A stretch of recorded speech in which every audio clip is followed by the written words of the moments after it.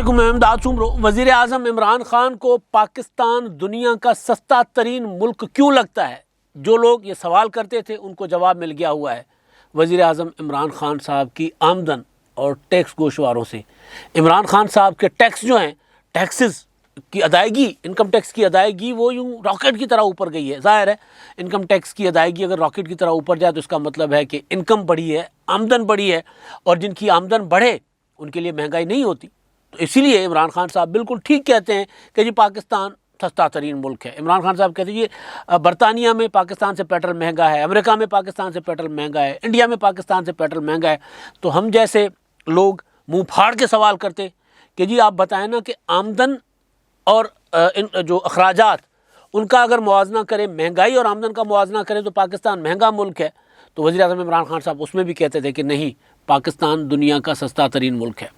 तो उस पर ये सवाल उठता था कि यार लोगों की कुव्वत ख़रीद नीचे जा रही है और पाकिस्तान इमरान खान को सस्ता तरीन मुल्क क्यों नज़र आ रहा है। तो इमरान खान साहब के जूतों में पाँव रख कर बैठे, इमरान खान साहब के दिमाग में घुस कर बैठे, उनकी तरह सोचें तो फिर वाकई पाकिस्तान दुनिया का सस्ता तरीन मुल्क है, क्योंकि इमरान खान साहब की आमदन बढ़ गई। और ये आमदन बढ़ी है इमरान खान साहब की इक़्तिदार में आने के बाद। इक़्तिदार में आने से पहले इमरान खान साहब की जो इनकम टैक्सेस थे, इनकम टैक्स का जो अदायगी थी 1 लाख थी 17 में, उसके बाद 2 लाख हो गई, और फिर अचानक 2019 में शूटर ऊपर गई है। शूटर ऊपर समझते हैं ना आप, शूटर यूँ हवा में जो शॉपर जाता है ना वो तो इधर उधर जाता है ना, ये रॉकेट की तरह, जैसे नीचे से प्रॉपर किसी ने आग लगाकर ऊपर भेजा हो रॉकेट की तरह। तो वो रॉकेट की तरह ऊपर गई है इमरान खान साहब की इनकम। और उस इनकम में उन्होंने जो इनकम टैक्स अदा किया है, ज़ाहिर आमदन पर इनकम टैक्स होता है, वो है 98,54,959 रुपये। और उससे पहले ये FBR के अदाद-ओ-शुमार हैं जो उन्होंने अपने जारी किए हैं, जिन पर अब बहस चल पड़ी हुई है कि जी ऐसा क्या कर दिया इमरान खान साहब ने। खुद वो तो कह रहे थे कुछ महीने पहले कि जी मेरी तनख्वाह से गुजारा नहीं होता।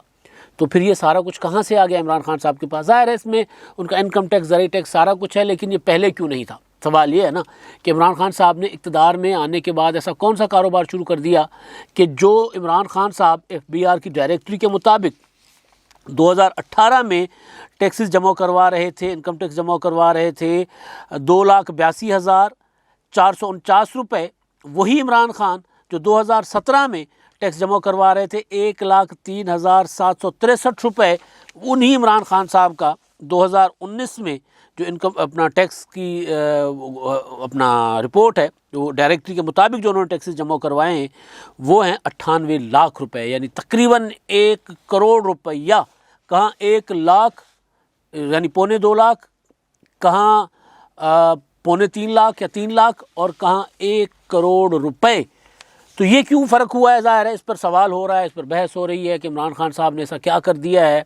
लेकिन कुछ और चीज़ें भी हैं। बिलावल भुट्टो ज़रदारी साहब के टैक्सेस के मुतालिक भी सवालात थे। बिलावल भुट्टो ज़रदारी के जो टैक्सेस की रिपोर्ट जो इनकम टैक्स ने दी है उसके मुताबिक तो उनका बताया गया था 5 लाख रुपए या कुछ, लेकिन उसके बाद जो पीपल्स पार्टी ने या बिलावल भुट्टो का जो मीडिया सेल है, उन्होंने जो मीडिया को जारी किए, उन्होंने कहा कि FBR ने उनका जो ज़राई टैक्स है, ज़राई आमदन है, वो नहीं की, क्योंकि बिलावल भुट्टो का जो मेजर सोर्स ऑफ इनकम है वो ज़राअत है। उनकी ज़मीनें हैं जो नाना की तरफ से मिली, जो दादा की तरफ से मिली, या वालिद साहब और वालदा की तरफ से आई, तो वो है। ये पीपल्स पार्टी वाले कह रहे हैं, बिलावल हाउस वाले कह रहे हैं। तो वो FBR ने, उनका इल्ज़ाम है कि वो जानकर शो नहीं की। ज़ाहिर है बिलावल भुट्टो ज़रदारी साहब के जो टैक्सेस हैं वो भी मेरे हिसाब से जो उनकी ज़राई आमदन होगी उसके हिसाब से तो शायद कम ही होंगे, लेकिन बहरहाल अगर FBR ने उनको नहीं शो किया तो उसका उन्होंने बिलावल हाउस ने उसका पूरी वजाहत जारी कर दी है, जिसके मुताबिक ये कहा गया कि जी बिलावल भुट्टो ज़रदारी ने 5 साल में कुल 2,62,30,691 रुपये टैक्स अदा किया। और FBR ने जो उनकी अदायगी जारी की है वो सिर्फ इनकम टैक्स है, उसमें ज़राई टैक्स नहीं है।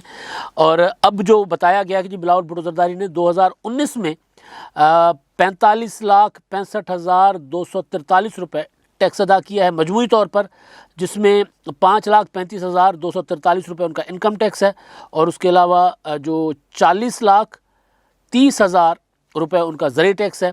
इसी तरह उनका जो 2021 में मजमूई तौर पर 72,74,738 रुपये का टैक्स उन्होंने जमा करवाया है। 2020 में मजमूई तौर पर 60,43,471 रुपये, और 2018 में बिलावल भुट्टो जरदारी साहब का जो कुल टैक्स है, जिसमें इनकम टैक्स ज़रिए टैक्स दोनों हैं, 41,52,117 रुपये उन्होंने अदा किए और 2017 में 41,95,482। तो बिलावल भुट्टो जरदारी साहब का जो टैक्स है, कम दे रहे हैं, ज़्यादा दे रहे हैं, उनकी इनकम इतनी है नहीं है, उनकी प्रॉपर्टीज़, उनकी जायदादें कितनी हैं, उनका लाइफ स्टाइल क्या है, उससे ये सारा टैक्सेस मैच करते हैं नहीं करते, ये एक अलग कहानी है। लेकिन कम से कम वो जो टैक्स जमा करवाते आ रहे हैं 2017 से अब तक, तो वो उसमें कोई इतना बड़ा फ़र्क नहीं है। यानी उन्होंने कोई अपना इनकम उनकी बढ़ी नहीं है या बढ़ती हुई दिखाई नहीं है। इमरान खान साहब ने यूँ, वो खुद कहते थे जी मेरा कोई कारोबार ही नहीं है तो मैं किस पर टैक्स दूँ। नवाज़ शरीफ साहब का एक ज़माने में 5 लाख रुपए का उनका ज़ाती टैक्स सामने आया था, तो उस पर बवाल खड़ा किया गया था, उस पर शोर शराबा मचा था कि जी नवाज़ शरीफ जो हैं वो इतना कम टैक्स क्यों अदा करते हैं। तो उन्होंने फिर मियाँ साहब ने कहा कि जो उनकी हमारी जो बिजनेसेस हैं वो तो हमारे अलग से टैक्सेस अदा करते हैं, तो वो कभी शामिल ही नहीं किया जाता। तो यही किया जाता है कि एक ज़ाती टैक्स होता है। इनकम टैक्स क्या होगी कि बिलावल भुट्टो जरदारी साहब की, इमरान खान साहब की जो तनख्वाह आती है, वो सरकारी तनख्वाह होती है ना इनकी, तो उससे जो कटती है सरकारी तनख्वाह, मतलब ये जो बतौर MNA तनख्वाह लेते हैं ना, उससे भी इनकम टैक्स कटता है ज़ाहिर है। तो वो बराह रास्त होता है, वो हम शो करें ना करें वो हो जाता है, FBR के पास चला जाता है कि जी एक बंदे की इतनी तनख्वाह है, इतना % टैक्स कटा, साल का इतना बना, वो आ जाता होता है। और बाकी फिर उनका जो कारोबार है वो उसका टैक्स जो है वो खुद जमा करवाते हैं, उनके वकील, उनके टैक्स के वो जो भी स्टाफ होता है। अब सवाल ये है कि इमरान खान साहब पहले जो जमा करवा रहे थे, इसका मतलब है कि या तो इमरान खान साहब अपना टैक्स छुपा रहे थे, चोरी कर रहे थे। वो खुद उनका वो था कि मैंने बरतानिया में जब उन्होंने न्याजी ग्रुप समथिंग के नाम से उनकी एक उन्होंने कंपनी बनाई थी, ऑफशोर कंपनी, तो वो जब सामने आई थी तो इमरान खान से पूछा गया था कि जी ये आपने क्यों बनाया। उन्होंने कहा जी मुझे वहाँ पर मैंने अपना टैक्स बचाना था बरतानिया में, और वहाँ पर मुझे मेरे जो वकील थे या मेरे जो कंसल्टेंट थे उन्होंने मुझे बताया था कि जी इस तरह करके आप अगर कंपनी बनाएंगे टैक्सेस वगैरह आप बचा सकते हैं। तो मैंने टैक्स बचाने, टैक्स एविजन के लिए वो सारा कुछ किया था। तो इमरान खान साहब टैक्स बचाना या टैक्सेस चुराने के पुराने खिलाड़ी हैं, पुराने माहिर हैं, जो मुंह से मान चुके, हम नहीं कह रहे, वो अब खुद कह चुके हुए। तो अब ये जो इमरान खान साहब के टैक्स गोशवारे जो सामने आए हैं कि उनका 3 सालों में 2.25 लाखों से 2 लाख से 1 करोड़ तक चला गया हुआ है उनका अपना इनकम टैक्स। तो फिर इसका मतलब है कि या तो 3 साल पहले छुपा रहे थे या फिर अब उन्होंने बनाया है, अब उन्होंने बढ़ाया है। अब बनाया बढ़ाया कहाँ से होगा? ज़ाहिर है जब बंदा वज़ीर आज़म बनता है और फिर अपने कारोबार भी साथ साथ छोटे मोटे चलते हों, मुमकिन है, ज़ाहिर है चलते हैं ना, कारोबार है तो इतना टैक्स दिया है। तो अगर कारोबार वगैरह चलते हों, ज़मींदारा अगर पहले पानी नहीं लगता था खेतों को तो पानी शानी भी वहाँ पर पहुँचा दिया होगा सरकारी। वैसे भी इमरान खान साहब को हर चीज़ स्पॉन्सर्ड करने का शौक़ है। आपको देखें उनके घर स्पॉन्सर्ड कहते हैं कि जनाब, मैं नहीं कह रहा, मोहसिन बेग साहब कह रहे हैं कि जी घर उनका पैसे चलान अपना माली सहूलतकार उनका चलाते थे। ये मैं नहीं कह रहा, जस्टिस वजूद्दीन अहमद साहब कह रहे हैं कि जी मोहसिन बेग साहब ने कहा अलीम खान उनके लिए पैसे खर्च करते रहे और लाहौर वाला घर कहा जाता है अलीम खान साहब ने बना के दिया। तो स्पॉन्सर्ड तो गवर्नमेंट में आया तो इमरान खान साहब ने ज़ाहिर है कुछ ना कुछ किया होगा। और ये चीज़ें जब इमरान खान साहब इक़्तिदार में नहीं रहेंगे तो फिर सामने आ जाएंगी। और कैसे हुकूमत कर रहे हैं, कैसे हुकूमत चला रहे हैं कि जी मैं एक ब्रांड हूँ, मुझे एक ब्रांड के तौर पर लिया जाए। और अपने लोगों को, अपने वज़रा को कहते हैं, अब अपने तर्जुमानों को कहते हैं, अब उनके ये तर्जुमान उनका इतना टैक्स का फ़र्क कैसे जस्टिफाई करेंगे। सादिक और अमीन, साकिब निसार साहब ने इनको खिताब दे दिया, लक़ब दे दिया, और अब साकिब निसार साहब ख़ुद तो कहीं नहीं मिल रहे, उनके ख़िलाफ़ वो जो बयान हल्फी आ गया, उनकी ऑडियो आ गई, सारा कुछ सामने आ गया। अब वो साकिब निसार साहब को लोग ढूंढते फिर रहे हैं, वो तो नहीं मिल रहे लोगों को। लेकिन बहरहाल चीज़ें सामने आ जाएंगी, ये चीज़ें छुपती नहीं हैं। अब जब तक इक़्तिदार में आपसे कोई नहीं पूछता, एक वक्त था नवाज़ शरीफ साहब से कोई नहीं पूछता था, लेकिन जब नवाज़ शरीफ साहब के ऊपर फिर दस्ते शफ़क़त हटा तो फिर नवाज़ शरीफ साहब की ऐसी ऐसी चीज़ें निकाली गई थी, नहीं थी, हकीकत थी, क्या था। लेकिन बहरहाल बड़ा कुछ सामने आया तो खान साहब भी ज़ाहिर है उससे नहीं बच पाएंगे और कल को पता चलेगा। और सबसे बड़ा मैं गुजारिश करता रहा हूँ वो मामला, इस हुकूमत का सबसे बड़ा जो स्कैम होगा, जो खुलेगा, जो फटेगा, जब अगर कभी, तो वैसे तो बहुत ज़्यादा है ना, अद्वियात का स्कैंडल है, उसके अलावा पेट्रोल का स्कैंडल है, उसके अलावा पता नहीं कितने बिलियन ट्री का स्कैंडल है, BRT का स्कैंडल है, जहां हाथ लगाओ वहाँ स्कैंडल है। और ये जो कोरोना वाला सीज़न कमाया इन्होंने, वो स्कैंडल है, बड़े बड़े स्कैंडल्स हैं। लेकिन एक जारी, जिस तरह एक होता है ना सदका जारिया, एक चीज़ है जारी जो चली जा रही है और लोगों की आंखों में धूल झोंक रहे हैं। आज हमारे दोस्त एक की तबीयत ख़राब हुई तो हम PIC गए थे, पंजाब इंस्टीट्यूट ऑफ कार्डियोलॉजी, और वहाँ पर जो हशर देखा, कानों को हाथ लगाया, तौबा की कि वहाँ पर पेशेंट, अब 8-10 करोड़ की आबादी के लिए एक हॉस्पिटल हो जिस सूबे में दिल का, और सबसे ज़्यादा लोग मुतासिर किस चीज़ से होते हैं? दिल से। किडनी के इश्यूज़ होते हैं, हेपाटाइटिस के इश्यूज़ होते हैं। तो वो लोग जो इमरान खान साहब, कैंसर होता है, इमरान खान साहब जो कहते हैं ना कि लोग कंगाल हो जाते हैं, तो ये वो अपना बीमारियां हैं जो लोगों को कंगाल कर देती हैं। तो वहाँ पर तिल धरने की जगह नहीं है। निज़ाम कोलैप्स हो चुका हुआ है हॉस्पिटल का, अच्छा खासा हॉस्पिटल था। वहाँ पर लोग जो हैं इमरजेंसी में, जो दिल के मरीज़ हैं, वो खड़े हुए हैं और उनको वो लगी हुई है SK, वो जो टीका लगता है वो उनकी ब्लड पतला करने के लिए, जो दिल के हार्ट अटैक के फ़ौरन बाद जो सबसे ज़्यादा ज़िंदगी बचाने वाला वो तरीका है डॉक्टरों का, वो अच्छा मरीज़ लगा के खड़े हुए हैं।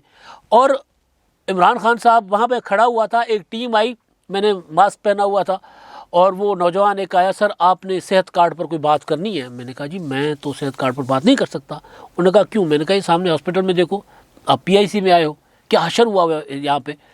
तो उन्होंने कहा नहीं सर, लेकिन सेहत कार्ड का इससे क्या ताल्लुक? मैंने कहा सीधे ताल्लुक है भाई। खैर वो मैं कहा यार मैं नहीं बात कर सकता। उन्होंने कहा क्यों? मैंने कहा मैं जर्नलिस्ट हूँ और मैं बात कर नहीं सकता, और आप तो इसको पॉजिटिव निकाल रहे हो, तो मेरे पास है नहीं। जो मैंने बात करनी है तो वो आप वैसे भी ज़ाहिर है वो चलाएंगे नहीं, प्रमोशन में तो वो बात नहीं चलनी, मीडिया में बात करते तो फिर चल जाती। तो आप आए हैं सरकार के पैसे पर ये सारा कुछ काम करने, तो आपको तो पॉजिटिव चाहिए। तो पॉजिटिव यहाँ कुछ है नहीं सेहत इंसाफ कार्ड में। वो करके हॉस्पिटल से आकर मैं दफ्तर आया, वीडियो की तैयारी कर रहा था, तो चीफ जस्टिस साहब के रिमार्क्स मेरे सामने पड़े हुए थे खैबर पख्तूनख्वा के सेहत कार्ड के। वो कह रहे हैं जी घपला है वो बहुत बड़ा, उनके रिमार्क्स हैं कि पैसे खा रहे हैं लोग, 5-5, 6-6 अरब रुपए जारी करते ताकि लोग पैसे खाएं। सरकारी अस्पतालों को तबाह किया जा रहा है और सेहत कार्ड के नाम पे लोगों को पैसे खिलाए जा रहे हैं। आप मेरी सेहत कार्ड के मुतालिक जब मैंने बात की है, मेरी वीडियोज़ उठाकर देख लें। मैं इतना अर्ज़ करता होता हूँ, गुजारिश करता हूँ इस मामले को लेकर कि ये बहुत बड़ा स्कीम होगा, पाकिस्तान की तारीख के बड़े स्कैंडल्स में से एक होगा। 400 अरब रुपए पंजाब के लिए अभी इमरान खान साहब ने अनाउंस किए हैं कि जी पंजाब में सारा पंजाब जो है कवर्ड होगा, 3 करोड़ ख़ानदान पंजाब के कवर्ड होंगे, और 400 अरब रुपए। अब सवाल ये है कि जी ये 400 अरब रुपए कहाँ जाएंगे? प्राइवेट सेक्टर को जाएंगे। 400 अरब रुपए गवर्नमेंट सेक्टर से निकलकर प्राइवेट सेक्टर पे जाएंगे। फवाद चौधरी साहब 4-5 दिन पहले कराची में थे, उन्होंने कहा कि जी सिंध हुकूमत को सेहत इंसाफ कार्ड जारी करना चाहिए। भाई आपको बहुत शौक है, आप जारी कर लें सिंध में, सिंध के लोग पाकिस्तानी नहीं हैं। आप अगर कहते हैं कि जी ये तहरीक इंसाफ का मंसूबा है, इमरान खान साहब का मंसूबा है और ये बहुत अच्छा मंसूबा है, तो आप अपने सरकारी खर्च पर जारी कर दें। भाई सिंध में कम से कम जो लोगों को जो बीमारियां उजाड़ देती हैं, कैंसर हो गया, दिल, किडनी, लिवर, वहाँ पर वो इलाज फ्री है। बाकी नीचे तबाही है, वहाँ पर भी कोई बेसिक जो प्राइमरी हेल्थ का इशू है वो वहाँ पर अभी ठीक नहीं है, वो ठीक होना बाकी है। लेकिन इशू ये है भाई कि ये जो चीफ जस्टिस साहब भी चीख उठे हैं कि सेहत इंसाफ कार्ड एक बहुत बड़ा घपला है, तो इमरान खान साहब के फिर इनकम टैक्स तो बढ़ेंगे। अब अगर इस तरह होगा कि इमरान खान साहब खुद अब तो सरेआम कहते हैं, दीदा दिलेरी से कह रहे हैं कि जी मैंने अपने कज़न के हवाले कर दिया पंजाब का निज़ाम सेहत, और फिर दीदा दिलेरी से कहते हैं कि जो सरकारी ज़मीनें हैं ये सारी प्राइवेट सेक्टर को देनी है ताकि यहाँ पर प्राइवेट अस्पताल बने, और वो प्राइवेट मुफ्त में सरकारी ज़मीनें दें प्राइवेट अस्पतालों के, वो सिर्फ बिल्डिंग बनाएं और उसके बाद सरकार का पैसा सेहत कार्ड के नाम पर उनके पास जाएगा।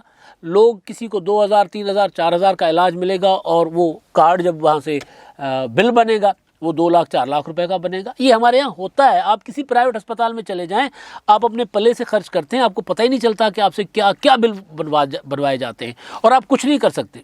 बहुत से लोग, बहुत से स्कैंडल्स ऐसे भी आए हैं कि लोगों को प्राइवेट अस्पतालों ने मैयतें देने से इनकार कर दिया कि पहले पैसे दे दो, और वो कहते हैं यार बंदा हमारा 4 दिन पहले का मरा हुआ है, फौत हो गया, और उसके बाद ये बिल बनाते रहे, उसके बाद भी बिल बनाते रहे, टेस्ट करते रहे, ऑक्सीजन, वेंटिलेटर, ना जाने क्या क्या। तो ये बहुत बड़े स्कैंडल्स हैं, और ज़ाहिर है जब ऐसे स्कैंडल होंगे, वज़ीर आज़म ब्रांड हो या कुछ भी हो, फिर उनकी इनकम तो बढ़ेगी। फिर सवाल तो उठेंगे जी इमरान खान साहब अगर 2 साल या 3 साल पहले इनकम टैक्स उनका 2.25 लाख था, तो अब 1 करोड़ कैसे हो गया? ये सवाल तो फिर उठेगा। और ये उठता है सेहत इंसाफ कार्ड से। अब तक के लिए इतना ही। अल्लाह हाफिज़।